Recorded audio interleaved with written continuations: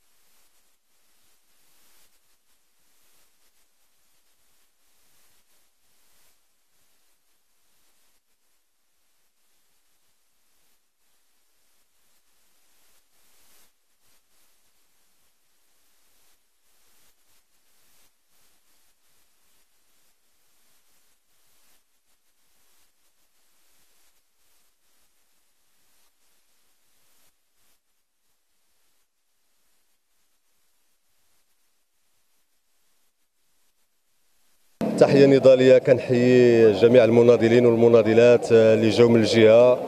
هذه مناسبة هذه للتعبير على الغضب ديال الطبقة الشغيلة على واحد المجموعة ديال التراجعات على المكتسبات اللي كتهمهم وكتجاوزهم التراجع المكتسبات ديال جميع الجماهير الشعبية، خصوصا الاطور المعطلة، الطلبة، جميع الفئات الشعبيه في هذه الاجراءات اللي قدمت عليها الحكومه مع كامل الاسف ديال بن كيران.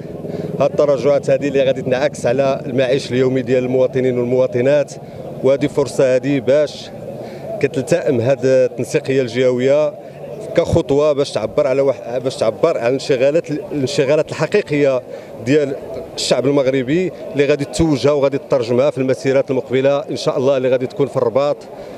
وجميعا غادي نناضلوا من اجل باش اننا نتمسكوا بالمطلب ديالنا اللي هو الاسقاط ديال هذه المقررات، هذا الاسقاط ديال هذه المراسم ديال التقاعد واسقاط معاشات البرلمانيين.